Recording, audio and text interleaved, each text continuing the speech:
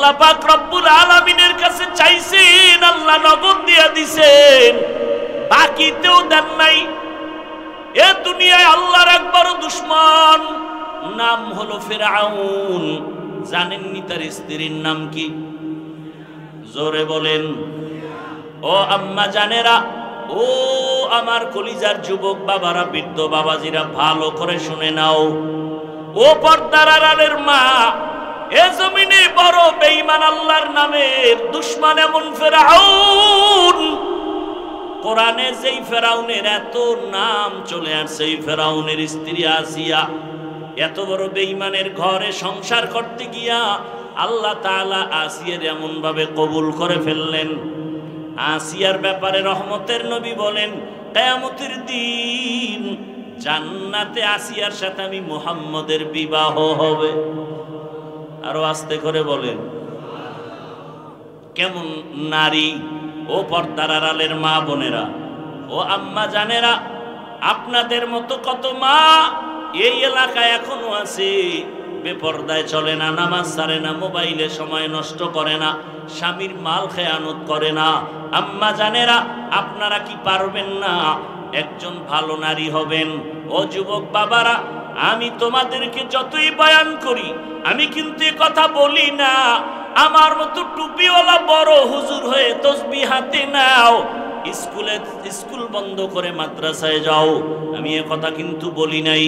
আমি অন্তর থেকে বলি, আমার দেশে মাওলানা মুফতি মুহাদ্দিসের অভাব নাই, আমার দেশে আদর্শ ডাক্তারের দরকার, আমার দেশে আদর্শ ইঞ্জিনিয়ারের দরকার, আদর্শবান ডিসি এসপি ওসির দরকার।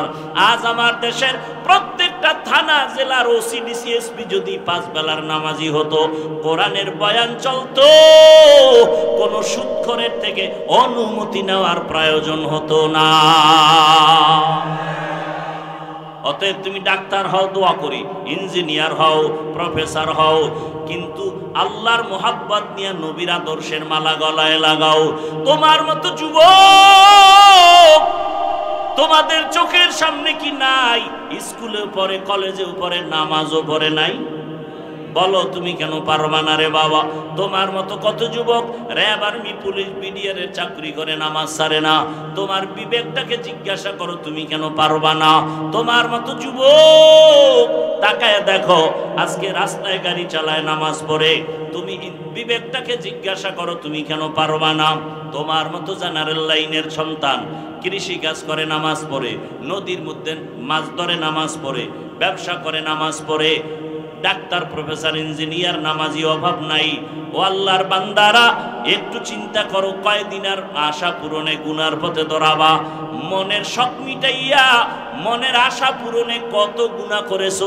মনে চাইছে পার্কে যাবা, দৌড়ায় গেছো। মনে চাইছে সারা রাত মোবাইল চালাবা, চালাইছো। মনে চাইছে নামাজ পড়বা না, পড়ো নাই। মনে চাইছে তুমি দাড়ি রাখবা না, রাখো নাই। আর কয়দিন, এখনো কি আশা পূরণ হয় নাই? বলো যুবক বাবারা, আর কতদিন পার্কে পার্কে ঘুরলে তোমার আশা পূরণ হবে? বলো, আর কতদিন সারা রাত মোবাইল চালাইলে আশা পূরণ হবে? আর কতবার দাড়ি কাটলে আশা পূরণ হবে? বলো, আর কতবার নামাজ বাদ দিলে আশা পূরণ হবে? এবং এ কথাটাও বলো, তোমার হায়াতের বাকি আছে আর কতদিন? এমন কোনো দিন নেই যুবকের লাশের খবর নাই। পানির মধ্যে যুবকের লাশ, ঘুমের বিছানায় যুবকের লাশ, গাড়ির নিচে যুবকের লাশ, ওই মহামারী করোনায় যুবকের লাশ, ডেঙ্গুর মধ্যে যুবকের লাশ। জাআলাশ শামসা ওয়াল কমারা বিহুসবান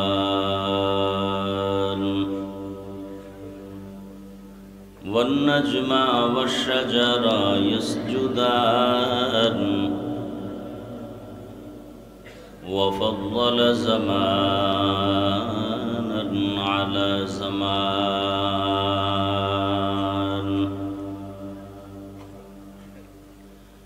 কামা ফাদ্দালা মাকানান আলা মাকান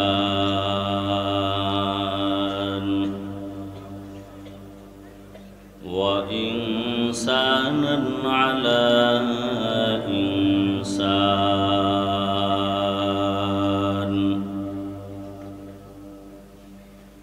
ওয়া নাশহাদু আন লা ইলাহা ইল্লাল্লাহু وحده لا شريك له لا ضد له ولا ند له ولا مثل له ونشهد أن سيدنا وسندنا وحبيبنا وحبيب ربنا وطبيبنا وطبيب قلوبنا ومولانا محمدا عبده ورسوله اللهم صل على محمد النبي الأمي وعلى آله وسلم تسليما وبعد فأعوذ بالله من الشيطان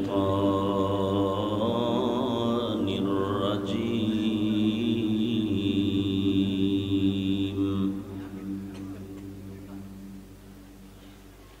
بسم الله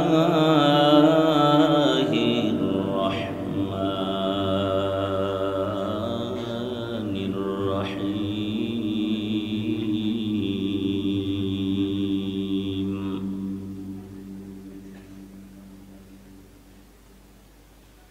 يا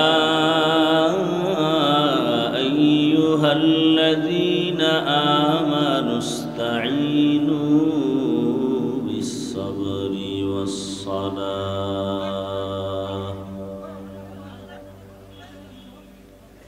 إن الله مع الصابرين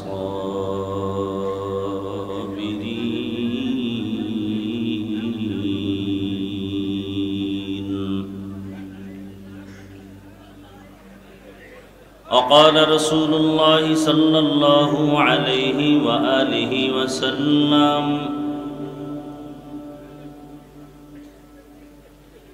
من يرد الله به خيرا يصيب منه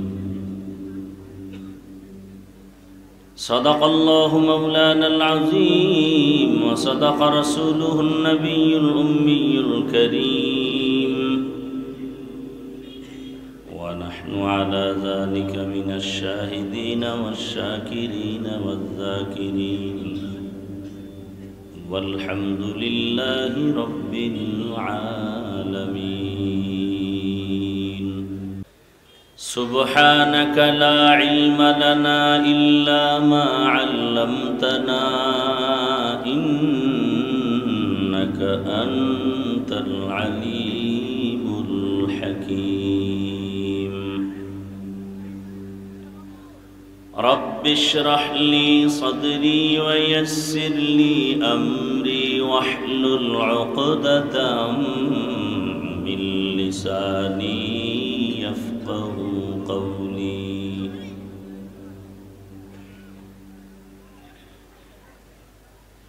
निगाह मुमिन से तू बदल जाती है तकदीर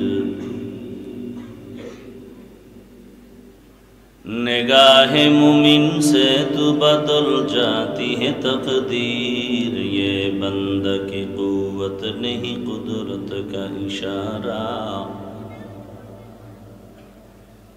ये बंदा की कुव्वत नहीं कुदरत का इशारा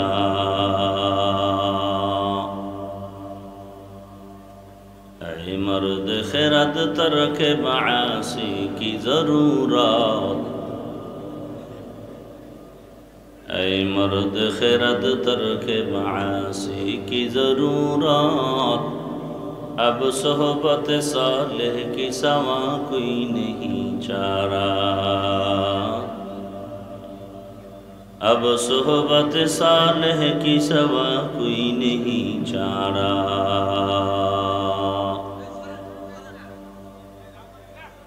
मरदूद है पीछे हमें ख्वाब नहीं लेकिन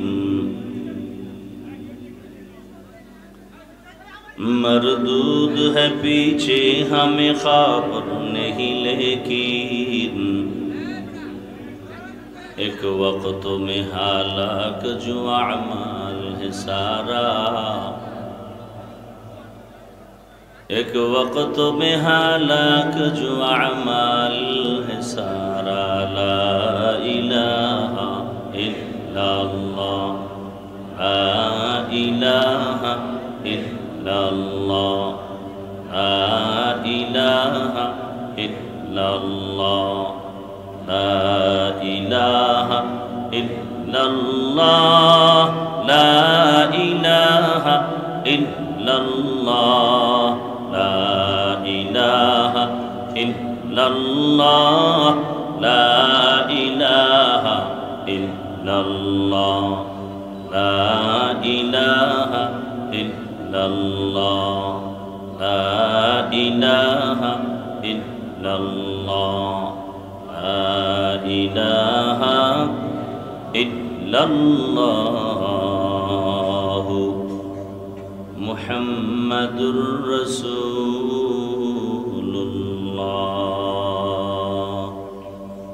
বাঁচতে চায় অনেক দিন, এর থেকে আর বোকা কিভাবে মানুষ হতে পারে? বাঁচতে চাই বহুদিন, কিন্তু দ্রুত মরার মেশিন নিয়ে ঘুরতেছি। মোবাইল কিভাবে তোমাকে অসুস্থ করে? তুমি গুগলে সার্চ দাও, আমি হাফিজের কথা তোমার মানার কোনো দরকার নেই, আমি শুধু স্মরণ করিয়ে দিচ্ছি। মোবাইলে গুগলে সার্চ দাও, টাচ মোবাইল দেখলে শরীরের অঙ্গ প্রত্যঙ্গের কি কি ক্ষতি হয় দেখো। চোখের পাওয়ার কিন্তু ডাক্তারের কাছে যাও অনেক কমে গেছে, তুমি 6 মাস পরে আবার যাও দেখবে আরো কমতেছে। তোমার হার্ট কিন্তু দুর্বল হতে চলছে, খবর নাই। কিডনি দুর্বল হয়ে যাচ্ছে, খবর নাই। মানুষের জীবনের সুস্থতার জন্য আল্লাহ একটা ঔষধ দিয়েছেন, রাতের ঘুম। তুমি সেই ঘুমটাকে কেমনে কাটাও? দরওয়াজা জানালা কমপ্লিট আটকাইয়া মোবাইল হাতে নিয়ে জেনা করো সারা রাত। চোখের জেনা, হাতের জেনা, জবানের জেনা, অন্তরের জেনা। রসুলের অন্য নবীর উম্মতের চেহারা শুকার হয়ে যাইতো, বানর হয়ে যাইতো, তোমারটাও হওয়ার দরকার ছিল। তুমি ঘুম থেকে উঠে দেখার দরকার ছিল তোমার চেহারা বানর। শুধু রসুল আখিরি নবীর উম্মতের বরকতে আল্লাহ পাক এই চেহারা পরিবর্তন করেন না। কিন্তু তুমি কি করো সারা রাত? তোমার চেহারার দিকে তাকাইলে মায়া লাগার কথা লাগে না কেন? তোমার চেহারার মধ্যে আকর্ষণ নাই কেন? নূর নাই কেন? যাদের কলবের চক্ষু খোলা তারা বলে দিতে পারবে তোমার কপালের দিকে তাকায় তুমি রাত্রে কি অপরাধ করেছো। তাহলে তোমার চরিত্র শেষ। অস্ত্র মোবাইল, এই মোবাইলকে কেন্দ্র করে মায়ের সাথে কি পরিমাণ বেয়াদবি করেছো যুবক বাবা, তোমার বিবেকের কাছে প্রশ্ন। বেয়াদবি মাপ চাই, আমি তোমার চরম বন্ধু। এই মোবাইলকে কেন্দ্র করে বাবার সাথে বেয়াদবি, শিক্ষকের সাথে বেয়াদবি, আলেমের সাথে বেয়াদবি। হেদায়েতের মালিক কে? কোন বান্দা?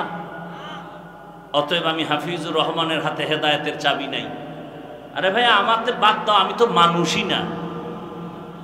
আমি মানুষ না, আমি বক্তা হয়েছি ঠিক, মানুষ হওয়া বড় কঠিন। বক্তা হওয়া সহজ, মাওলানা হওয়া সহজ, পীর হওয়া সহজ, ডাক্তার হওয়া সহজ, মানুষ হওয়া কঠিন। তাসলিমা নাসরিন একটা ডাক্তার, কিন্তু মানুষ হতে পারে নাই, কুকুরের থেকেও নিকৃষ্ট। ঢাকা কলেজের প্রফেসর আহমদ শরীফ ঢাকা কলেজের প্রফেসর হয়েও মানুষ হতে পারেনি। প্রফেসর হয়েছে, মানুষ হতে পারেনি। আমি হাফিজুর রহমান বক্তা হয়েছি ঠিক, মানুষ হতে পারিনি। যদি মানুষ হতাম তাহলে চেহারা দেখলে দুইটা কথা বললেই মানুষ চোখের পানি ফেলে দ্রুত গতিতে আল্লাহমুখী হয়ে যেত। মানুষ হতে পারি নাই, বক্তা হয়েছি। এজন্য আপনাদের মতের সাথে আমার মত মিলে না। সব একদিকে, আমি একা আর একদিকে। সবাই ছবি তুলতে চায়, আমি এর বিরোধিতা করি। সবাই মোবাইল নিয়ে বাঁচতে চায়, আমি এর বিরুদ্ধে বলি। তা সবার উল্টা হওয়া তো মানে আমি মানুষ হতে পারিনি। আর কেউ বলবে না, বলনেওয়ালা দিন দিন দুনিয়ার থেকে চলে যাচ্ছে। কণ্ঠও বন্ধ হয়ে যাচ্ছে। এই কথাগুলো অনেকের কাছে বিষের মতো লাগে, যে এত রাত্র বসে আছি আপনার বয়ান শুনবে, এগুলো শুনতে আসি নাই, এগুলো বাদ দেন। কেউ আবার বলবে যে জাহান্নামে যায় যাক, আপনার দরকার কি? সমাজে যুক্তিবাদীর তো আর অভাব নাই। না, আপনার থিওরি নিয়ে আমি আসি নাই, আমি আসছি আপনাদের পায়ে ধইরা বয়ান করব, বুঝাবো। দেখিনি আমার বুঝের মাধ্যমে আপনি রসুলের আদর্শের মালা গলায় লাগান। আমি সে তামান্না নিয়ে আসছি। আল্লাহ সবাইকে কবুল করেন। কত রাত্র গুনাহ করে কাটাইছেন, ঘুমাননি। আজকের রাত্রটা কি বেহেশতের বাগানে কাটানো যাবে না? না এখানেও কোনো শয়তান আপনাকে আক্রমণ করবে? উঠ, তাহলে শেষ দোয়া পর্যন্ত নিয়ত করা যায় ইনশাআল্লাহ। কাউকে উঠতে দিবেন না, নিজে তো উঠবেনই না, কাউকে উঠতেও দিবেন না। উঠতে চাইলে জাকাত শোয়াই দিবেন, আমি যেন না দেখি। 2-3 জনে ধৈর্য আস্তে চিৎ করে শোয়া রাখবেন, যে তুই এখানে ঘুমা। আল্লাহ সব ভাইকে হেদায়েতের দৌলত দান করেন। কিছুক্ষণ কথা শোনার ধৈর্য হবে ইনশাআল্লাহ।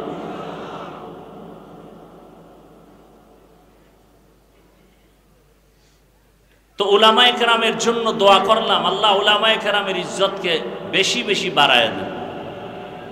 আরো আস্তে করে বলেন। এবার আমার তেলাওয়াতকৃত আয়াত এবং হাদিসের তরজমাটা বলি, তারপরে ব্যাখ্যা। ইয়া আইয়ুহাল্লাযীনা আমানুস্তাঈনু বিস-সাবরি ওয়াস-সালাহ ইন্নাল্লাহা মা'আস-সাবিরিন। আল্লাহ তাআলা বলেন, ও মুমিন, কোন বেঈমানকে আজকের বয়ান করা না। আল্লাহ বলতেছেন মুমিনকে, তোমরা সাহায্য প্রার্থনা করো সবর ও সালাতের মাধ্যমে। নিশ্চিত আমি আল্লাহ সাবিরিন যারা তাদের বন্ধু হয়ে থাকব।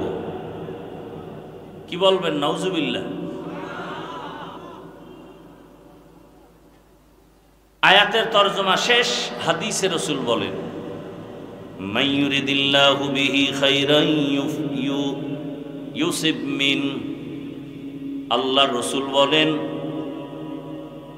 যে ব্যক্তি আল্লাহ যাকে বেশি ভালোবাসবেন, মোহাব্বত করার ইচ্ছা করবেন, তাকে মুসিবতের দ্বারা পরীক্ষা নিবেন। মাইয়ুরিদিল্লাহু বিহি খাইরান ইউসিব মিন। আল্লাহ মুসিবতের দ্বারা তার প্রিয় বান্দাদের পরীক্ষা নিবেন। আয়াত ও হাদিসের তরজমা শেষ। আয়াতের মধ্যে আমার আল্লাহ দুনিয়ার মুমিনকে বয়ান করেছেন, কোনো বেঈমানকে না। শুধু মুমিনকে বললেন কেন, বেঈমানকে বললেন না কেন? সাহায্য চাও, ও মুমিন, সাহায্য চাও। সবর ও সালাতের মাধ্যমে। আল্লাহ শুধু মুমিনকে বয়ান দিলেন কেন? এর সংক্ষেপ জবাব, জান্নাত শুধু মুমিন পাবে, কোনো বেঈমান জান্নাত পাবে না। এবং আল্লাহ এত দয়াময় যে জান্নাত যে মুমিনকে দিবেন, আল্লাহ চান বিনা হিসাবে দিতে। আমরা কি বিনা হিসাবে জান্নাত চাই? আল্লাহ কবুল করেন। সাহায্য চাইতে বললেন কেন? এ হলো প্রশ্ন। এবং সাহায্য কার থেকে চাবো, এটাও একটা প্রশ্ন। এবং সাহায্যটা কোন সিস্টেমে নিব, চাবো, এটাও একটা প্রশ্ন। সাহায্যের প্রয়োজন কি? কেন সাহায্য চাইতে আল্লাহ বললেন? কার কাছে চাইতে বলবেন? কোন সিস্টেমে সাহায্য চাবো, দরকার কি, এটা আগে বুঝি। দুনিয়াতে যত মানুষ আল্লাহ বানিয়েছেন, প্রত্যেকেই অন্যের সাহায্য ছাড়া চলার কোনো রাস্তা নাই। প্রত্যেকটা প্রত্যেকটা মানুষ অন্যের সহযোগিতা ছাড়া চলতে, এইরকম যদি ডিস্টার্ব করে, আপনাদের দায়িত্ব দিছি না কাউকে উঠতে দিবেন না? আমি মোনাজাত দিয়ে দেই, আপনারা যদি আমার বয়ান না নেন, আমার এত ঠেকাটা কি আমি আপনাদেরকে বয়ান দিব? এইভাবে কোনো বয়ান হয়? আমরা পারি, অন্তত আমি পারি না।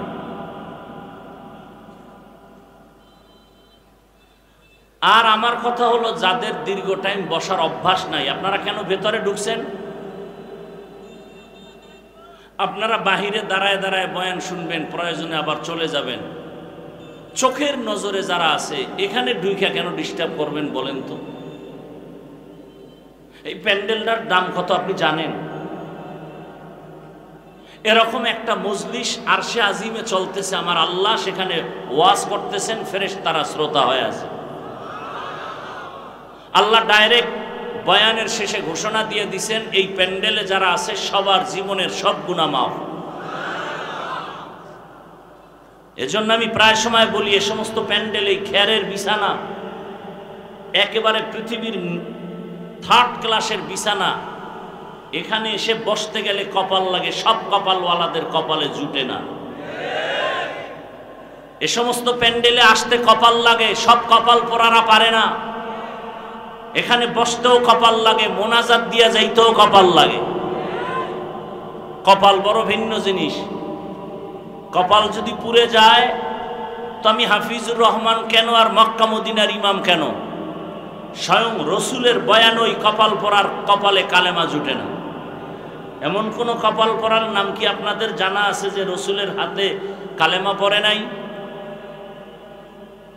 যেই রসুলকে একবার দেখলে জাহান্নামের আগুন হারাম, যেই রসুলের চেহারা দেখলে পেটের ক্ষুধা থাকে না, কি আকর্ষণ আল্লাহ দিছেন। সেই রসুলকে টানা 13 বছর দেখলো, পাশে বসলো, খানা খাইলো একসাথে, কালেমা পড়ে নাই। এত বড় নিকৃষ্ট বেঈমান, নাম কি? গর্ব সুরত आदमी इंसाबुदे अहमद बु जहलो हम एक साबुदे आदमीरा आदमीयत लाज़िमस उदरा गर्बुना बशुद ही जमास। 13 বছর বয়ান শুনছে, কপালে কালেমা নাই।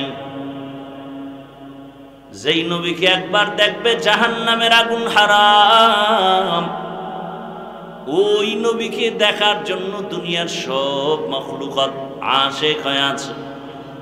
গর্তের পিপিলিকাও চায় এক নজর রহমতের নবীরে দেখবে। গর্তের সাপ অনেক দিন পর্যন্ত অপেক্ষায় আছে, রহমতের নবী আসবেন আর এক নজর দেখবে। কেমন মায়ার নবী, রহমতের নবী আমার, যেই রহমতের নবী রাস্তা দিয়া হাঁটার সময় দুপার্শ্বের গাছ নত হয়ে সালাম জানায়। কেমন মায়ার নবী আমার। আম্মা জান আয়েশা রাদিয়াল্লাহু আনহা বলেন, নবীর ঘাম আমি বোতলের মধ্যে ভরে রাখতাম আর আতর হিসেবে ব্যবহার করতাম। সেই নবীকে 13 বছর দেখার পরও কালেমা পড়ে না, এর নামই হলো কপাল। আর অন্যদিকে 27 বছরের একটা যুবক তরবারি নিয়ে দৌড়ায় নবীকে জবাই করার জন্য। রহমতের নবীকে জবাই করবে, 27 বছরের যুবকটা তরবারি নিয়ে দৌড়ায়। রহমতের নবীকে একটা নজর দেখা মাত্র তরবারি ফালাইয়া রহমতের নবীরে বলেন, নবী মাফ করে দেন, কালেমার মালা গলায় পড়ায় দেন। 13 বছর দেখলো, বয়ান শুনলো, কালেমা পড়ে না। আর 27 বছরের যুবকটা রসুলকে হত্যা করতে গিয়া কালেমাওয়ালা হয়ে গেল। এর নাম কপাল। এই ভাগ্যবান কপালওয়ালার নাম জানেন কেউ? কি? এর নাম কপাল। বহুদিন ধরে এই প্রোগ্রামের প্রচারণা চলছে গোটা মুক্তাগাছা এলাকার আশেপাশে। কপালওয়ালা এমন কপাল, আসার নিয়ত করে অনেকে আসতেই পারে নাই। আর একদল আসছে ঠিক, তবে বেহেশতের প্যান্ডেলে ঢুকতে পারে নাই। এরা মার্কেটে ঘুরে আর গল্প করে আর কবিরা গুনায় লিপ্ত হয়ে আছে, নাই? আর একদল কপালওয়ালারা বেহেশতের প্যান্ডেলে ঢুকছে, কিন্তু তার কপালও বেশি ভালো না। মোবাইলটা সামনে ধরিয়া কলবের দরজা বন্ধ করে দিয়েছে। যত বয়ান সব মোবাইলে ঢুকে, কলবে ঢুকে না। বলার দায়িত্ব আমার, মানবেন কিনা সেটা আপনার চিন্তা।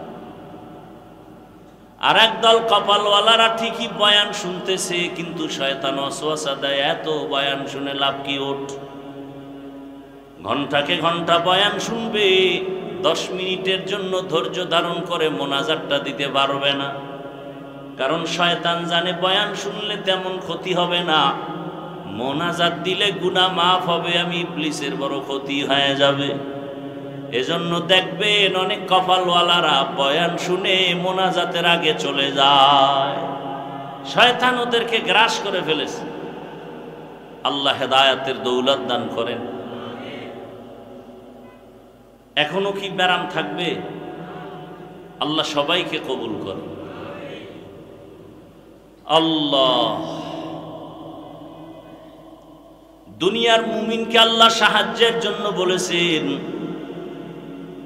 অথচ দুনিয়ার কোন মানুষ বেঈমানও বলেন কারো সাহায্য ছাড়া চলতে পারে না। কিন্তু মুমিনকে কেন বলেছেন, বেঈমানকে কেন বলেন না? বলে জান্নাত শুধু মুমিন পাবে, কোনো বেঈমান পাবে না। যদিও হাদিসে পাকে আছে প্রত্যেকটা বান্দার নামে জান্নাতে বাড়ি বরাদ্দ করা আছে। এবার আল্লাহ মুমিনকে জান্নাত দিতে চান, ওই জান্নাতটা তুমি দুনিয়াতেই অর্জন করো, বিনা হিসাবে দিয়ে দিব। তবে সাহায্য ছাড়া তুমি দুনিয়াতে চলতে পারবা না। কেন পারবো না?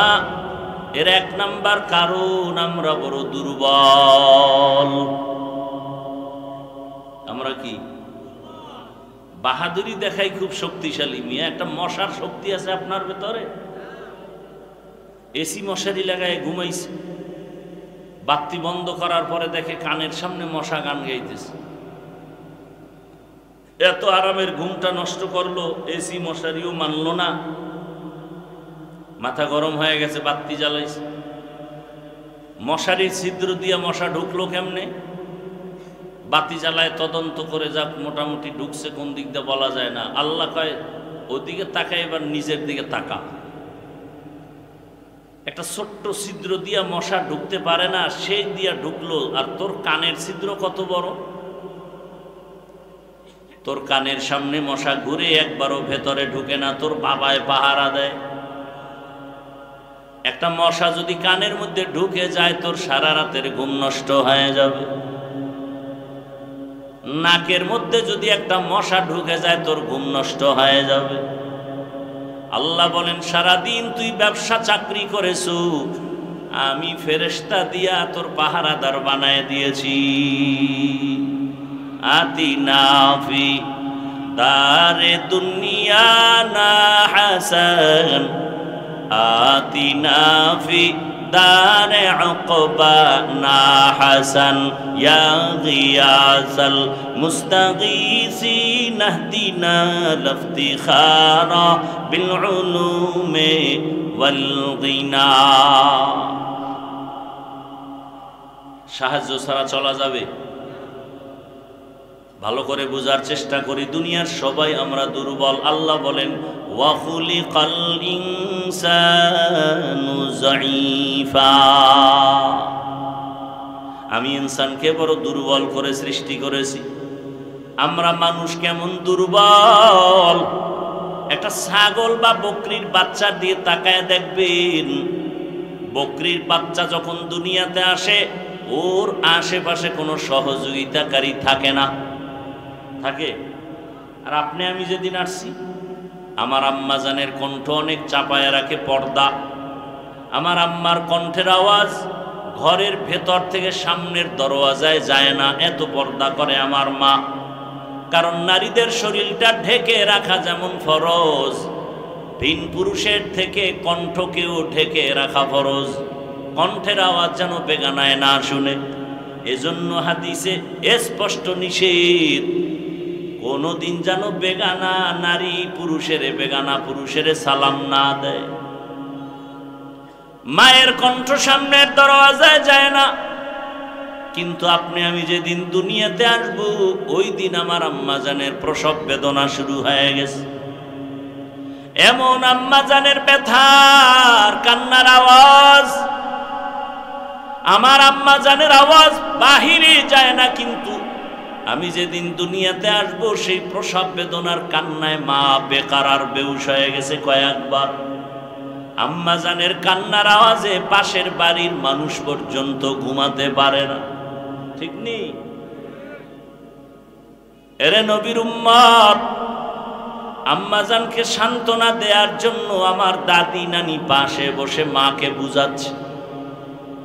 আম্মাজান বড় দুর্বল। এরপরে ধাত্রী নারীরাও পাশে থাকে। এক পর্যায়ে মা নিরাশ হইয়া চোখের পানি ছেড়ে কান্না করে বাবারে ডাকে। আম্মাজান আমার দাদি নারীরে কয়, সরে যাও, আমার স্বামীরে আমার কাছে এনে দাও। বাবা কাছে আসার পরে মা বাবার হাতটা ধরে কান্না করে, স্বামী আমার, বাবার ঘরে 16-18 বছর কষ্ট করে কাটাইছি, আজ তোমার ঘরে বাবায় দিয়েছে, মন ভরে খেদমত করতে পারি না, দয়া করে মাফ করো, আমার উপরে কোনো দাবি রাখবা না। বাবা বলে, এত অস্থির কেন? বলে, আমি মরে যাব, কারণ 7 আসমানের বোঝ আমার মাথায় চেপেছে, প্রসব বেদনা সহ্য করতে পারি না। কত নারীর খবর শুনছি, বাচ্চা হওয়ার সময় দুনিয়া থেকে বিদায় নিয়ে গেছে। ও স্বামী, আমার জন্য দোয়া করিও, আল্লাহ যেন আমাকে দয়া করে মাফ করে দে। খেদমতের ত্রুটি যদি হয়, দয়া করে ক্ষমার দৃষ্টিতে দেখিও। বাবা আমার মায়ের হাত ধরে বুঝায়, ধৈর্য ধারণ করো, আল্লাহ হেফাজত করবেন। বাবা দৌড়ায় গিয়া ওযু বানাইয়া সেজদায় পড়ে কান্না করে, হে মালিক, তুমি আমার স্ত্রীকে ধৈর্য ধারণের সাথে সুস্থ করে দাও, আমার বাচ্চাটাকেও তুমি সুস্থতার সাথে দুনিয়াতে পাঠাও। জীবনের মূল কষ্ট মায়ের, প্রসব বেদনায়, 7 আসমান 7 জমিন তখন মায়েরই মাথায়। জীবনের মূল কষ্ট মায়ের, প্রসব বেদনায়, 7 আসমান 7 জমিন তখন মায়েরই মাথায়। আমার সুন্দর মুখ দেখে মায়ের, আমার সুন্দর মুখ দেখে মায়ের, ব্যথা যায় দেয় হাসাইয়া। ও আমার প্রাণের মা, মা গো মা, কোথায় গেলে মোরে ছাড়িয়া? জনম দুঃখী ইয়াতীম আমি, চায় না কেহ ফিরিয়া। আমি যখন ছিলাম আমার মায়ের উদরে, চলাফেরা করলেন যে মায়, কত কষ্ট করে। আমি যখন ছিলাম আমার মায়ের উদরে, চলাফেরা করলেন যে মায় কত কষ্ট করে। এমন মাকে কেমনে আজি, এমন মাকে কেমনে আজি যাব আমি ভুলিয়া। ও আমার প্রাণের মা, মা গো মা, কোথায় গেলে মোরে ছাড়িয়া। জনম দুঃখী ইয়াতীম আমি, চায় না কেহ ফিরিয়া। মাগো আমি ইয়াতীম বলে সবাই দেয় তাড়াইয়া। দুঃখের সাথে দিন কাটাই মা, পেটে ক্ষুধা নিয়া। মাগো আমি ইয়াতীম বলে সবাই দেয় তাড়াইয়া। দুঃখের সাথে দিন কাটাই মা, পেটে ক্ষুধা নিয়া। ঘুমের মাঝে মাকে দেখে, ঘুমের মাঝে মাকে দেখে কেন্দে দেই বুক ভাসাইয়া। ও আমার প্রাণের মা, মা গো মা, কোথায় গেলে মোরে ছাড়িয়া। জনম দুঃখী ইয়াতীম আমি, চায় না কেহ ফিরিয়া। খেদমতে মা দর পে দর কুন সুবহ শাম, তাকে বাসি দর্দ আলম নেক না। সাহায্য ছাড়া চলার কোনো রাস্তা খোলা নাই। আল্লাহ আমাদের দুর্বল করে বানাইছেন। আমরা মানুষ একটা মশার কাছে দুর্বল, পিপিলিকার কাছেও দুর্বল। এমনকি আমি প্রায় সময় বলি, মানুষের হাতে বানানো পাতলা 2 টাকা দামের একটা প্লেটের কাছেও আমরা দুর্বল। এক কথায় জবাব, আমাদের মতো দুর্বল কোনো প্রাণী এই জমিনে তালাশ করে পাবেন না। আমরা খানার বেলায় দুর্বল, হাঁটার বেলায় দুর্বল, ঘুমের বেলায় দুর্বল, মেধার বেলায় বড় দুর্বল। একটা একটা বুঝাইতে গেলে অনেক সময় চলে যাবে।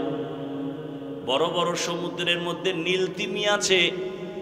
একটা নীল তিমির প্রতিদিনের খানার তালিকা 1000 কেজি চিংড়ি মাছ খায় একটা নীল তিমি। কে খাওয়ায়? আরো জোরে বলেন। একটা নীল তিমির প্রতিদিনের খাদ্য 1000 কেজি চিংড়ি মাছ।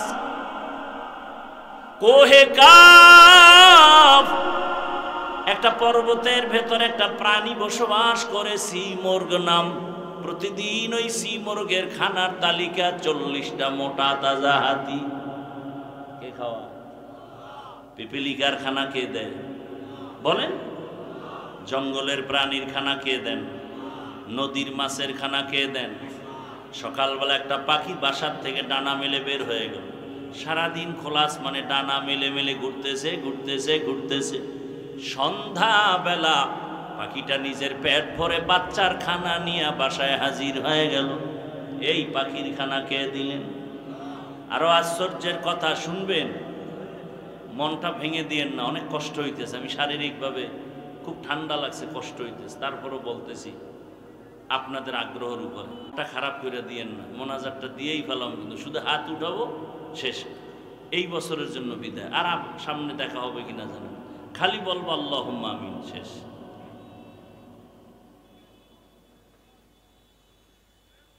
আসলেই যে বলছি কপাল, কি বলছিলাম মনে আছে? বলি না একটু আগে, 13 বছর বয়ান শুনেও কপাল খুলে না, আর রসুলকে জবাই করতে গিয়েও কি কপাল খুলে গেছে। এমন খোঁড়া খুলছে ওমরের কপাল, যে ওমর মসজিদে বই একটা আওয়াজ দিছে 2000 কিলোমিটার দূরে ইরানে, সেই ওমরের আওয়াজ সে ডাইরেক্ট শুনে গেছে। এমন কপাল খুলছে ওমরের, যে রাস্তা দিয়ে এখন ওমর চলে, ওই রাস্তায় শয়তান আসে না। একটা যুবক মদের বোতল নিয়ে হাঁটতেছে আর গান গাইতেছে, ওমরের দেখা সেই ভয়, ওমর এখনো নজর দেয় নাই। ওমর আসতেছে, মদ বোতল নিয়ে যুবক কাঁপতেছে। ওমর যদি মদের বোতল পায় তাহলে কোনো কথা নাই, তরবারি রেডি, কল্লা ফালাই দিব, কথার আগে তরবারি। কি পাওয়ার আল্লাহ ওমরকে দিছেন, শয়তান ওমরের ভয় পায়। এখন যুবকের চোখে চোখে পড়ে গেছে, মদের বোতল ফালাইয়াও দিতে পারে না, ওমর দেখে বলাইছে। যুবক কি করবে, মনে মনে আল্লাহরে ডাক দিয়েছে, মাওলা তুমি ওমরের হাত থেকে আমাকে বাঁচাও, আমি আর জীবনে মদ পান করব না। ওমর আইসা গায়ে, তোর হাতে কি বোতল, দে। ও তো কাঁপতেছে, গায়ে কাঁপো কেন, দে। যুবক তো খাঁটি তওবা করে ফেলছে, বোতলটা ওমরের হাতে নিয়ে উপরে উঠায় তাকায় দেখে 1 ফোঁটা মদ বোতলে নাই, টোটাল বোতলটা সাদা দুধে ভরা। খাকো বাদো আবওয়া আতিশ বান্দান, বামানে তু মুর্দা বা হক জিন্দা। ঘুমে ধরছে আপনাদের? আমি জানি জাতি সারা রাত মোবাইলের হক আদায় করে ঘুমায় না, সারা রাত গুনার প্র্যাকটিস চলে ঘরে ঘরে। আল্লাহ হেদায়াত দান করুন। আল্লাহ তাআলা আমাদেরকে খানার বেলায় দুর্বল করে বানাইছেন, মেধার বেলায় আমরা বড় দুর্বল। দেখেন, আমি বয়ান করি ঠিকই, কিন্তু যদি আমাকে কোনো মাসআলার ফতোয়া জিজ্ঞাসা করেন, বলবো আমি পারবো না, মুফতি সাহেবের কাছে যাও। ঠিক নি? মুফতি সাহেব ফতোয়া দিব, এই কাম আমার না। তাহলে আমি যত মেধা সম্পন্ন হই না কেন, মুফতি সাহেবের কাছে আমি দুর্বল আছি না নাই? MBBS ডাক্তারের সার্টিফিকেট নিয়ে সবাই বসছে, এক একজন এক এক সাইড। মেডিসিনের ডাক্তারের কাছে গিয়া যদি কোন স্যার আমার কানের মধ্যে সমস্যা, কয় নাক কান গলার কাছে যা, আমি পারব না। নাক কান গলাওয়ালা ভাই, তুমি আমার পেটের লিভারের চিকিৎসা দাও, বলে আমি পারবো না, এই বিষয় বিশেষজ্ঞ আর একজন। দুনিয়াতে আমরা মেধার বেলায় দুর্বল, খানার বেলায় দুর্বল। অর্থাৎ দুনিয়াতে যত দুর্বলতা আছে সব আমার মধ্যে আছে। আল্লাহ তাআলা বলেন, তোমারে দুর্বল করে বানাইছি আমি। এরপরে তুমি জান্নাতের পথে যদি আগাইতে চাও, ওই দুর্বলতা নিয়ে আগাইবা তো পারবা না, কারণ তোমার পেছনে আবার 3 দল শয়তান আছে, তোমার পেছনে টানে, জান্নাতে যাইতে দিবে না। একদল মানুষ শয়তান, আর একদল জিন শয়তান, আর একটা হলো নফস শয়তান, যেটা বডির মধ্যে কাজ করে। এই 3 শয়তান আমাকে ধোঁকা দেয়, ওদিকে আমি নিজেই সৃষ্টিগতভাবে দুর্বল। আবার যেই দুনিয়াতে আমি চলে জান্নাতের পথে আগাবো, সেই দুনিয়ার পরিবেশটাও বড় খারাপ, দুনিয়ার পরিবেশটাও বড় দুর্বল। ডানে গুনাহ, বামে গুনাহ, সামনে গুনাহ। ঘর থেকে বের হব গুনাহ, ঘরের মধ্যে গুনাহ, কানের মধ্যে আওয়াজ আসে গুনার আওয়াজ, চোখের সামনে গুনাহ।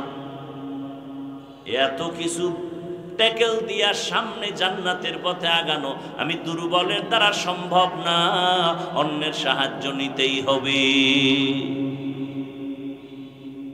এই হলো একটা আল্লাহর দিকের বুঝ। আর একটা বুঝ কি? আর একটা দুর্বলতার বুঝ হলো দুনিয়াতে প্রত্যেকটা মানুষ সামাজিকভাবে একে অপরের কাছে দুর্বল, চলতেই পারি না। আমার কাছে টাকা আছে, ঘরে চাল নাই। চাল কই? কৃষকের কাছে। কৃষক মানুষ মনে করেন সুনিম্নের মানুষ, চাষিদেরকে খুব দুর্বল মনে করে।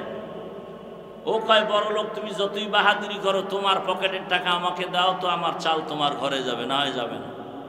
কি তাহলে বড় লোক যতই বাহাদুরি করি, আমার টাকার বাহাদুরি চলবে না। আমি চালওয়ালার কাছে দুর্বল, মাছওয়ালার কাছে দুর্বল।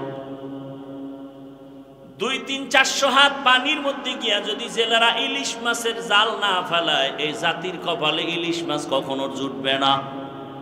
তাহলে জেলের কাছে আমি ইলিশ মাছ খানেওয়ালা বড় দুর্বল। এইভাবে আমি গাড়ি চালাই, গাড়িতে আসছি কিন্তু ড্রাইভার আমাকে টেনে নিয়ে আসছে, আমি পারতাম না। আল্লাহ বুঝায় দিলেন তুমি স্বয়ং সম্পূর্ণ না। একদিক দিয়ে তোমার সম্মান ঠিক রাখার জন্য একটা গুণ দিলাম, অহংকারী যেন না হও, অন্য দিকটা দুর্বল করে রাখলাম। তুমি দুনিয়াতে সম্মানে বেঁচে থাকতে একটা গুণ দিলাম, এই গুণ হইয়া তোমার গুণে গুণান্বিত হয়ে যেন তুমি অহংকারী হয়ে না যাও, এজন্য আরেক সাইড দুর্বল করে দিল। আল্লাহ ব্যালেন্স করে দিয়েছেন আমাদের জীবনকে। ভাইরা আমার, জীবন বড় বিপন্ন আমার। এই দুর্বলতার মধ্যে তুমি যদি আগাইতে চাও, অন্যের সাহায্য নিবা। এতক্ষণ আলোচনার দ্বারা বুঝাইতে চাইছি আমরা কারো সাহায্য ছাড়া চলতে পারবো না, এটা বুঝাইতে চাইছি। এতক্ষণ আলোচনায় কি বুঝতে পারলেন যে সাহায্য লাগবে? কি লাগবে না লাগবে না? দুনিয়ার লাইনেও লাগবে, আখেরাতের লাইনেও লাগবে। একজন ভালো ডাক্তার হতে হলে লেখাপড়া শুধু সার্টিফিকেট যথেষ্ট হবে না, বড় এক অভিজ্ঞ ডাক্তারের কাছে গিয়ে প্র্যাকটিক্যাল ট্রেনিং নিতে হবে। দুনিয়ার লাইনেও দুর্বল, আখেরাতের লাইনেও দুর্বল। এখন অন্যের সাহায্য ছাড়া চলা যাবে না। অন্যের সাহায্য কার থেকে নিব? যার মধ্যে 3টা দুর্বলতা নাই, তার থেকে সাহায্য চাইলেই পাওয়া যাবে। 1 নাম্বার, যার মধ্যে কোনো পিছুটান নাই। 2য় দুর্বলতা, যার কোনো অভাব নাই। 3য় দুর্বলতা, যার কোনো স্বার্থ নাই। এই 3টা দুর্বলতা যার মধ্যে নাই, তার থেকে তুমি চাইলেই পাওয়া যাবে। এবার দুনিয়া তালাশ করে দেখলাম, পিছনে টান নাই এমন কোনো মানুষ নাই। প্রত্যেকটা মানুষের পেছনে টান, মা টানে, বাবায় টানে, সন্তান, স্ত্রী, পরিবার। পিছনে টান নাই এমন কোনো মানুষ নাই। 2, অভাব। দুনিয়াতে অভাব ছাড়া কোনো মানুষ নাই। বলে কেমন? যে যত বড় টাকাওয়ালা তার অভাব তত বেশি। গরিবের অভাব 100 টাকায় সমাধান হয়, বড় লোকের অভাব 1,00,000 টাকায় সমাধান হয় না। দুনিয়ার সবাই অভাবী, এ কারণে গরিবের দেয় না, বরং বড় লোকেরা গরিবেরটা জুলুম করে অনেকে খায়। অভাবী না থাকলে গরিবের বেতন মারে, অভাবী যদি না থাকে তো শ্রমিকের টাইম মতো বেতন দেয় না, আন্দোলন করে কেন? বেতন নেওয়ার জন্য। তাহলে আমরা বুঝলাম অভাব ছাড়া দুনিয়াতে কোনো মানুষ নাই, পিছনে টান ছাড়া কোনো মানুষ নাই। 3 নাম্বার দুর্বলতা, স্বার্থ। দুনিয়াতে তালাশ করে দেখেন, স্বার্থ ছাড়া কোনো মানুষ আসেনি। আমি খুঁজে দেখলাম 2 জন পেয়েছিলাম যার কোনো স্বার্থ নাই, মা আর বাবা। কিন্তু সোনার বাংলায় তাকায় দেখলাম স্বার্থের টানে কত মা কত বাবা তার সন্তানকে জবাই পর্যন্ত করেছে এই দেশের মধ্যে। কথা ঠিক নেই? আদালতে গিয়া মামলা করে মা বাবা সন্তানের বিরুদ্ধে। কত মা বাবা আপন সন্তানটাকে অন্যের কাছে বিক্রি পর্যন্ত করেছে, সেই ঘটনাও এদেশে হয়েছে। ফাইনাল বুঝে গেলাম এই দুনিয়ায় স্বার্থ ছাড়া কোনো মানুষ নাই। তাহলে দুনিয়াতে সবাই পিছে টানওয়ালা, দুনিয়ায় সবাই অভাবী, দুনিয়ার সবাই স্বার্থপর। অতএব দুনিয়ার এই গুণে গুণান্বিতদের কাছে সাহায্য চাইলে পাওয়া যাবে না। এই 3টা দুর্বলতা নাই, তার কাছে সাহায্য চাইতে হবে। হিসাব মিলাইয়া দেখলাম এই 3টা দুর্বলতা নাই একজন, আর তিনি হলেন আমার আল্লাহ। এবার বলেন, আমার আল্লাহর পিছনে টান আসেনি? আল্লাহর ছেলে মেয়ে আছে? লাম ইয়ালিদ লাম ইউলাদ উলাইকা ওয়ালিদু মাউলুদেরা খালেকাস। আল্লাহ বলেন আমি একা, আমার কোনো পেছনে টান নাই। 2 নম্বরে আমার আল্লাহর কোনো অভাব নাই। আছে অভাব? ইয়া আইয়ুহান নাস আনতুমুল ফুকারাউ ইলাল্লাহ ওয়াল্লাহু হুয়াল গানিয়্যুল হামিদ।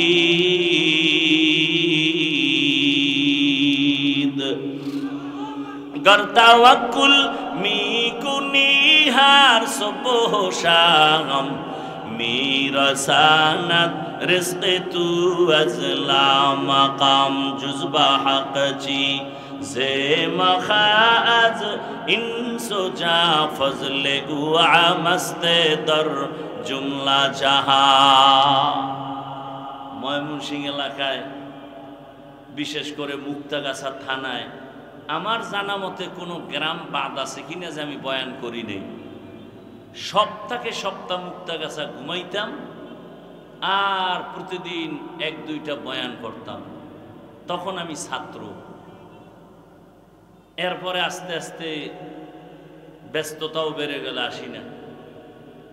এই সমস্ত অঞ্চলগুলোতে আসলে মনের আবেগ নিয়ে আসি, কিন্তু মানুষের মন বোঝা বড় কঠিন। এই জন্য চেষ্টা করি না আসার জন্য। কারণ এখন মন কিভাবে রক্ষা করব সেই মেডিসিন আমার জানা নাই। কি বয়ান দিলে এরা বসে থাকবে, কি বয়ান দিলে এগো তৃপ্তি হবে, এই মেডিসিন তো আমার জানা নেই। বাট আমাকে যদি বলে দেওয়া হয় যে এই লাইনে আপনি কথা বলেন, তখন কিছুটা অনুভব হবে, বুঝতে পারবো যে এই লাইনে বয়ান লাগবে। হ্যাঁ, জীবনটা বড় কষ্টের তো বাবা, লেখাপড়া করছি বড় কষ্ট করে, আর এই স্টেজে উঠছি বহু আল্লাহওয়ালার থাপ্পড় খেয়ে, লাথি খেয়ে। তারা কেমন ছিলেন জানেন? বয়ান যখন তারা করতেন, মাঠের মধ্যে গলা কাটা মুরগির মতো মানুষ লাফাইতো আর চিল্লাইতো। আল্লাহর কসম করে বলতেছি, আমরা তাদের লাথি খাইয়ে এখানে আসছি। বয়ানের টাইমে কেউ পান খাবে, স্টান উঠায় তার মাথায় বাড়ি মারত। এরকম আল্লাহর ওলিদের লাথি খেয়ে থাপ্পড় খেয়ে এখানে আসছি। এজন্য কোরআনের বয়ান চলবে আর আপনি চা পান করবেন আর পান খাবেন, এটা বরদাস্ত করতে পারি না। লড়াচড়া করবেন না, সে বয়ান তো করি না যে জিকিরে লাগায় আমি একটু চা খাবো, আমিও তো খাই না। বয়ান চলতেছে, ধারাবাহিক চলতেছে, একটা মানুষ চোখ ডানবাম করার সুযোগ নাই। এজন্য একজন আল্লাহর বড় বুজুর্গ বলছেন, বয়ান ওয়াজ হওয়ার জন্য 2 পুঁজি লাগে, নাইলে ওয়াজ হয় না, শুধু আওয়াজ হয়। আওয়াজ এক পুঁজি আল্লাহর রহমত, আর এক পুঁজি উপস্থিত শ্রোতাদের একনিষ্ঠ আকর্ষণ আর দিলের মোহব্বত। এই 2 জিনিস থাকলে ওয়াজ হয়। আর সেই ওয়াজে কলবের মধ্যে গিয়া আসর করে, বাড়ি মারে, আর চোখ থেকে পানি আসে।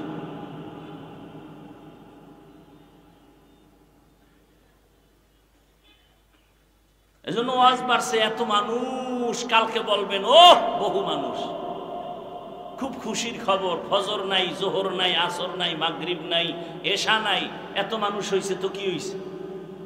আবারও ফজর খালি তো কি হইল? এই চাপাবাজিতে কি হবে? এই প্রশংসায় কি হবে? এখান থেকে বের হয়ে রাস্তায় বেরি, ওয়াজে আসছে, বেলুন কিনছে, বেলুন, প্লাস্টিকের মাছ, এডি লয়ে যাব বাড়ি। বউ জিগাইলে বলবে মোনাজাতে বেলুন কবুল হয়ে গেছে। এরা আসছে ওয়াজ শুনতে, আর ওয়াজের নামে মার্কেটে ঘুরে নারী পুরুষ যুবক যুবতী অবাধে ঘুরতেছে, হাসি তামাশা করতেছে, খাইতেছে। কি হবে বলেন? এখানে বেহেশতের বাগান, মার্কেট ওখানে জাহান্নামের টুকরা। পরীক্ষা চলতেছে, কই ঢুকতেছো হিসাব মিলা। আজরাইল কিন্তু ধাক্কা দিলে ঘুমের মধ্যে তুই নাই। কি জিন্দেগি মে বন্দেগি তু करना है जिंदगी बे बंदगी शर्मिंदा है जिंदगी बे बंदगी शर्मिंदा है। খারাপ লাগতেছে আপনাদের যুবক বাবারা? আল্লাহ সবাইকে কবুল করেন, হেদায়েতের নূর আল্লাহ আমাদেরকে দান করেন। আল্লাহ পাকে মাহফিল হেদায়েতের জন্য কবুল করেন। সাহায্য ছাড়া চলার উপায় কার থেকে নিব? যার তিনটা দুর্বলতা নাই। তিন দুর্বলতা নাই কার? জোরে বলেন। আল্লাহ তাআলা বলেন, ইয়া আইয়ুহান নাস, দুনিয়ার মানুষ, আনতুমুল ফুকারাউ ইলাল্লাহ, তোমরা সব আল্লাহর কাছে ফকির।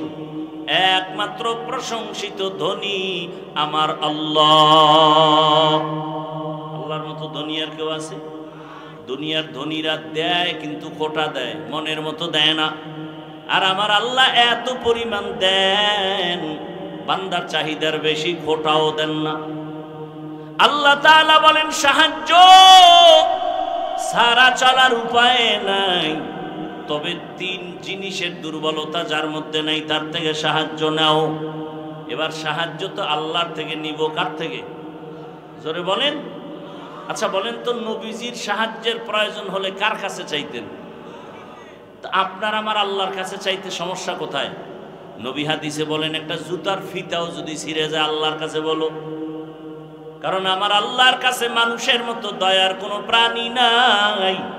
আল্লাহ সব সময় তাকায় থাকেন বান্দা কখন আল্লাহকে ডাকবে আর বলবে, ইয়া ইলাহি তু মেরা মাবুদ হ্যায়, ইয়া ইলাহি তু মেরা মাশুক হ্যায়, ইয়া ইলাহি মুঝসে মুঝকো দূর কর, তাকে দেখো মুঝ মে তুঝকো এক নজর।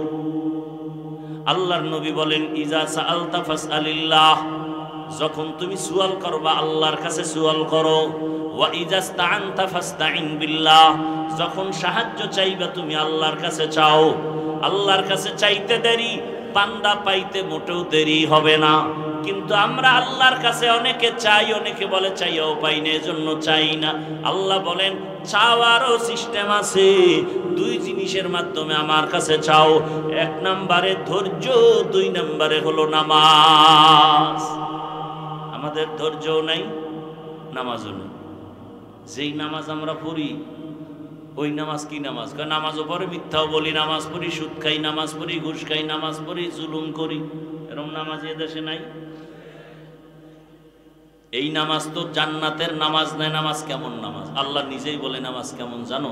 আরাআইতাল্লাযী ইউকাযযিবু বিদ্দীন ফাযালিকাল্লাযী ইয়াদউল ইয়াতীম ওয়া লা ইয়াহুদ্দু আলা তুআমিল মিসকিন। এরপরে আয়াত কি? ফাওয়াইলুল লিল মুসাল্লিন। ওয়াইল নামক জাহান্নাম নামাজি মুসল্লির জন্য। ওয়াইল নামক জাহান্নাম নামাজি মুসল্লির জন্য। কোন ওয়াইল নামক জাহান্নাম? কোন নামাজি? নামাজও পড়ে গুনাহও করে। আর যেই নামাজি নামাজ পড়বে গুনাহ করবে না, তার জন্য বিনা হিসাবে জান্নাত।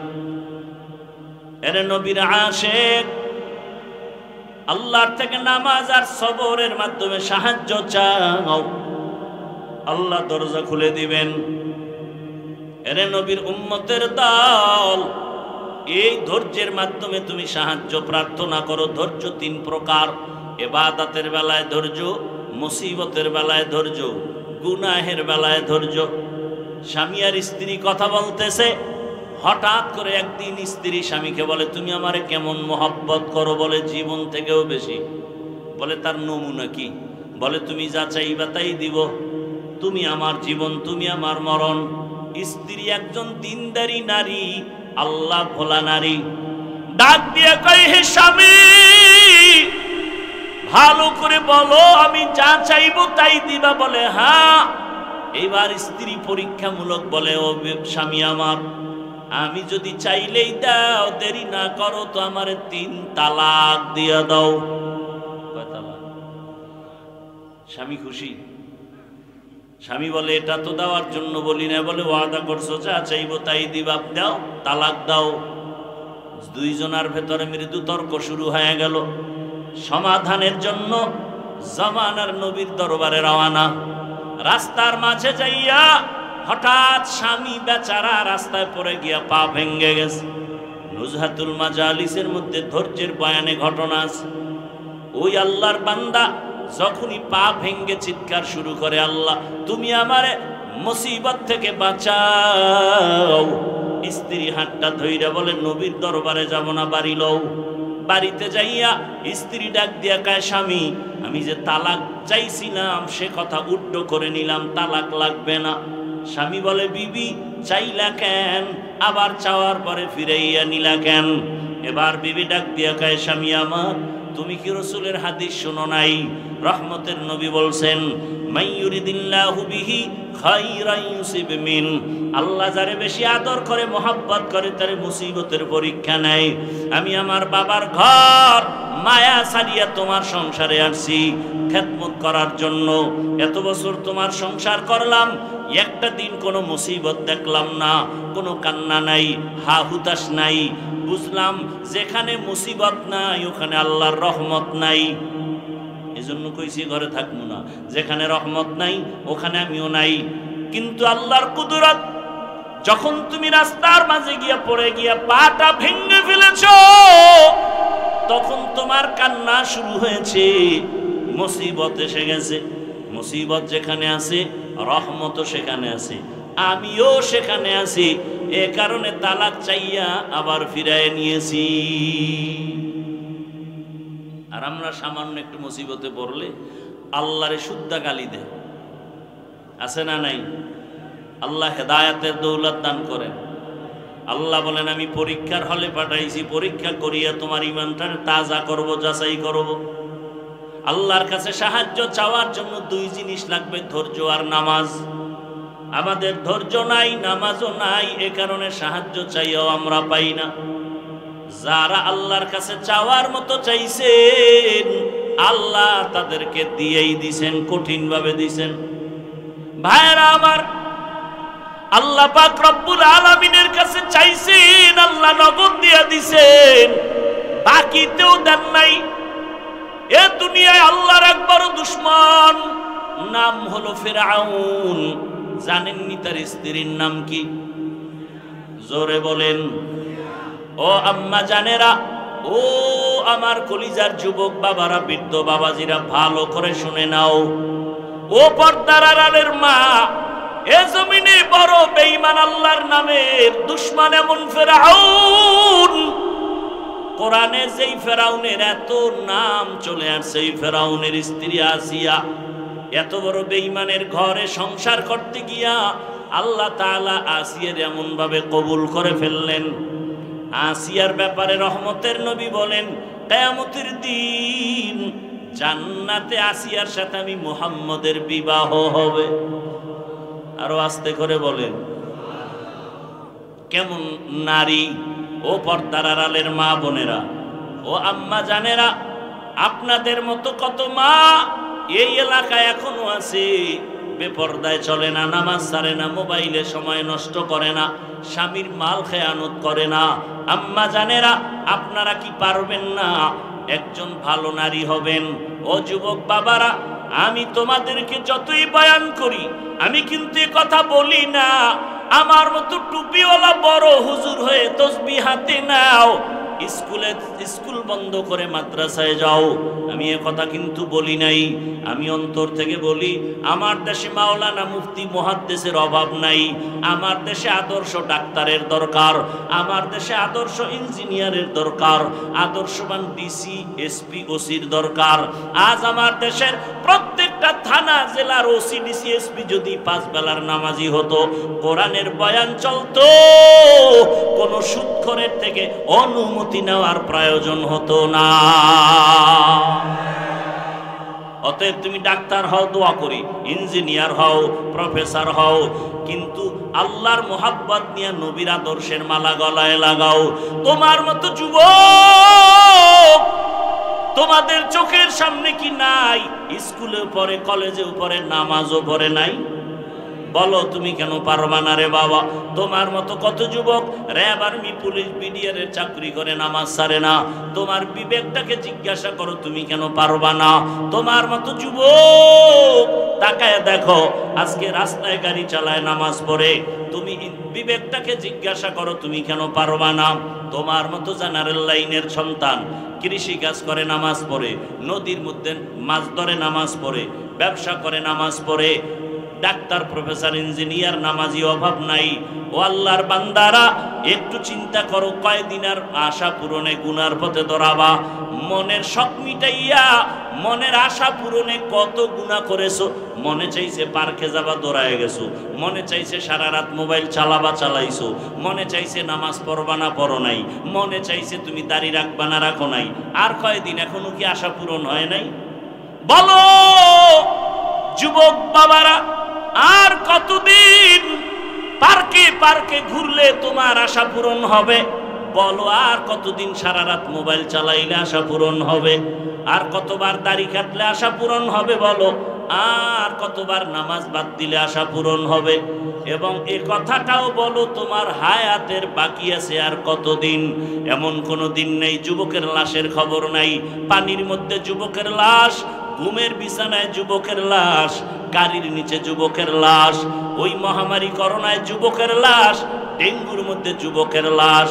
মাত্র কয়েক মাস আগের ঘটনা, বিদেশ থাকিয়া টাকা স্বর্ণ নিয়ে আসছে বাড়িতে, আনন্দ বিবির জন্য অলংকার। এয়ারপোর্টে এসে নামলো, স্ত্রী পরিবারের সবাই গাড়ি নিয়ে স্বামীকে আগাইয়া নিতে আসলো। গাড়ির মধ্যে উঠলো, গাড়ি চললো বাড়ির গন্তব্যে। যাইতে যাইতে কত গাড়ির মধ্যে বাচ্চা পরিবারের সাথে বহুদিনের মহব্বতের আকর্ষণীয় আনন্দ চলে। আল্লাহর কুদরতের খেলা, বাড়ি যাওয়ার কাছাকাছি গাড়িটা পানির মধ্যে চলে গেল। কয়েকদিন আগের ঘটনা দেখছো রে বাবা? ওই যুবক চোখের পানি ছেড়ে মিডিয়ার সামনে কান্না করে। মানুষ বিয়ে করে না খাইয়াও বউ পোলা নিয়ে থাকে একটা আনন্দ। আমার কপালে সে আনন্দ নাই। টাকা কামাই করার জন্য বিদেশে গেলাম, আজ আমি টাকা আর অলংকার নিয়ে আসলাম, কিন্তু আমার কপাল কেন এত খারাপ? নিজের হাতে আমার বাচ্চাটা মরে গেল চোখের সামনে, স্ত্রীকেও হারাইলাম। এখন আমি কোন ঘরে যাব? আমার ঘর এখন আনন্দ দেওয়ার কেউ নাই, বাতি জানানোর কেউ নাই। ও আমার যুবক বাবারা, সিঙ্গাপুরে যাবে, হয় না ভিসা হঠাৎ করে হয়ে গেল, টিকিটও কেটে ফেললো, আর 5টা দিন পরেই সে সিঙ্গাপুর চলে যাবে। অল্প বয়সের যুবক। 2 দিন আগে এক বন্ধু সকাল 8টায় টেলিফোন করে কয়, চল আমরা একটু নাস্তা করতে যাই। যুবক বলে, মা আমি একটু বের হচ্ছি। কেন? বলে, অমুক বন্ধু আসছে, চায়ের দোকানে যাব। ওই মরণাস্ত্রর নাম কি? বাইকটা নিয়ে বের হইয়া বন্ধুরে পেছনে নিয়ে চায়ের দোকানে যখন চালানো শুরু করলো, এমন ভাবে আঁকা বাঁকা টান দিছে, দেওয়ালের সাথে বাড়ি লেগে জায়গায় বন্ধু পরে মাথায় আঘাত, জাগাত নাই। সিঙ্গাপুর মাওলায় নেয় নাই, একেবারে বাড়ির থেকে আসল বাড়ি পর্যন্ত আল্লাহ টান দিয়া নিয়ে গেল। ও যুবক বাবা, ইদানিং কালে যত লাশের খবর, যুবকের লাশ। মনটাকে একটা কথাই বুঝাও যে আমার মতো যুবক জেনারেল লাইনে থাইকাও যদি স্কুল কলেজে পড়ে, নামাজ পড়ে, আমি কেন পারি না? চাকরি করে, ব্যবসা করে, কৃষি কাজ করে, শ্রমিকের কাজ করে, আমি কেন পারি না? এখনো সময় আছে, তওবা করো। ও পর্দার আড়ালের মা, ওই ফেরাউনের স্ত্রী, নবী নিজে বলে গেছেন কিয়ামতের দিন আসিয়ার সাথে আমার বিবাহ হবে জান্নাতের ভেতরে। আসিয়া ফেরাউন একদিন দেখে আসিয়ার জবান থেকে আমার আল্লাহর নাম বের হয়ে গেছে। ফেরাউন কয়, এই আসিয়া, কার নামটা নিলা? বলে, আমার রব। ফেরাউন বলে, মিশরের রব তো আমি, তুমি আবার কারে রব বলো? বলে, তোমারে যিনি বানাইছেন তিনি আমার রব। ফেরাউন বলে, সর্বনাশ, তুমি আমাকে রব মানো না? বলে, না মানি না। এবার বুঝানো শুরু করলো, একবারের জন্য হলেও তুমি আমাকে রব বলো, আস্তে আওয়াজ দিয়া বলো। আসিয়া কয়, ঈমান আমার আল্লাহর জন্য এনেছি, মরিয়া গেলে যাব। আমার আল্লাহ তো এমন দুর্বল না যে তোমাকে আসতে বললে শুনবেন না। আমার আল্লাহকে আর ফাঁকি দেওয়া যাবে না। ফেরাউন সোজাভাবে যখন পারে নাই, এবার পাকা হইয়া খানা বন্ধ, ঘুমের বিছানাও নাই, কষ্ট দিতে দিতেও ফেরে না। এক পর্যায়ে ফেরাউন সিদ্ধান্ত নিল আসিয়াকে শুলিবিদ্ধ করে ফাঁসির মঞ্চে মেরে ফেলা হবে। ঘোষণা হয়ে গেল আসিয়ার ফাঁসি হবে অমুক দিন। মিশরের ময়দানে হাজারো লাখো মানুষের সমাগম হয়ে গেল। আসিয়াকে হাতে পায়ে রশি লাগাইয়া ফাঁসির মঞ্চে যখন নেওয়া হয়, আসিয়ার চোখে পানি, কান্নার আওয়াজ। হঠাৎ করে তাকাইয়া দেখে জামানার নবী মূসা ওই পথ দিয়া হেঁটে যায়। মূসা নবী তাকাইয়া দেখে আসিয়াকে ফাঁসির মঞ্চে নেয়। আসিয়া ডাক দিয়া কয়, নবী আপনি জানেননি আমি আসিয়ার হালাত কি? বলে জানি। বলে আপনি শুনছেন এই ফেরাউন আমাকে এখন শুলিবিদ্ধ করে মেরে ফেলবে? আসিয়া কান্না করে। মূসা নবী বলে হ্যাঁ শুনছি। নবী আপনি আমার জন্য দোয়া করবেন। আসিয়া কিন্তু এই মূসা নবীকে শিশুবেলা লালন করার কারণে মাওলার কাছে দামি হয়ে গেছে, এজন্য হেদায়েতের দরজাও খুলে গেছে। নবী মূসা, এখন আমি দুনিয়ার থেকে চলে যাব, আপনি তো ফাঁকে ফাঁকে আমার আল্লাহর সাথে কথা বলতে চান, একটু আমাকে বলবেন এই মুহূর্তটা আমার মাওলা আমার উপরে কেমন আছেন? মূসা নবী কয়, রে আসিয়া, আমার আল্লাহ তোমার উপরে এখন খুশি। কোরআনের আয়াত। আসিয়া এবার এই কথা শুই না চোখের পানি সারিয়া আসমানের দিকে একটা তাকায়া মোনাজাত দিছে, قالت رب ابن لي عندك بيتا في الجنة। আসিয়া ডাক দিয়া কয়, রে মালিক, এত বড় ক্ষমতাওয়ালা ফেরাউনের ঘরে থাইকা আমারে থাকার জায়গা দেয় নাই, খানাও দেয় নাই রে আল্লাহ, শুধু তোমার মোহাব্বতের কারণে বিদায় বেলা তোমার কাছে একটা দাবি, দুনিয়াতে থাকার মতো একটা ঘর আমি পাই নাই, খানার মতো আরামের খানাও পাই নাই, বিদায় বেলা তোমার কাছে আমার আরজি, তোমার পাশে জান্নাতে একটা ঘর বানাইয়া দিও, তোমার কাছে একটা জান্নাতে ঘর বানায় দাও, আমি আসিয়া যেন সেখানে আরামে থাকতে পারি। কান্না করে আসিয়া এবার ফাঁসির মঞ্চে যাবে, আবার আকাশে তাকাইছে, আসিয়ার সাথে সাথে কান্না বন্ধ, হাসি দেওয়া শুরু করলো। ফেরাউন বলে, এখন তোমার ফাঁসি হবে, তুমি এখন কান্না বন্ধ করে কেন হাসো? আসিয়া ডাক দিয়া কয়, ফেরাউন তুমি দেখো না আমি আল্লাহর কাছে এখন চাইছি জান্নাতে একটা ঘর, আমার আল্লাহ অন্তর্চক্ষু খুলে দিয়েছেন, জান্নাতের ঘর এখন আমি নিজের চোখে তাকায় দেখতেছি। লক্ষ লক্ষ ফেরেশতারা আমাকে স্বাগতম দিয়া জান্নাতে নেওয়ার জন্য তারা অপেক্ষা আছে, আমি দেখতেছি, তাড়াতাড়ি আমাকে বিদায় দাও, আমি আমার মালিকের মোলাকাতে চলে যাব।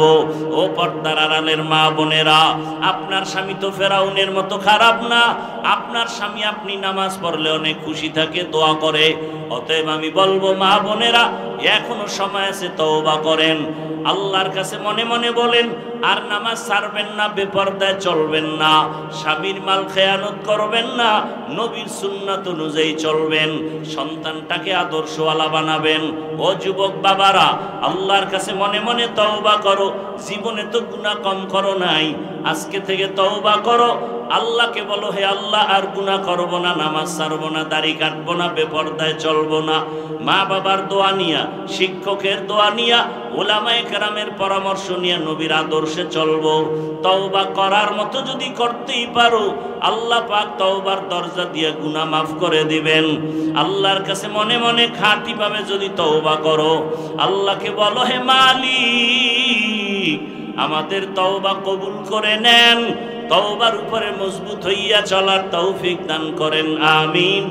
আলহামদুলিল্লাহি রাব্বিল আলামিন, والصلاة والسلام على سيد الأنبياء والمرسلين وعلى آله وأصحابه أجمعين يا أرحم الراحمين ইয়া আরহামার রাহিমিন, ইয়া আরহামার রাহিমিন, রব্বিরহামহুমা কামা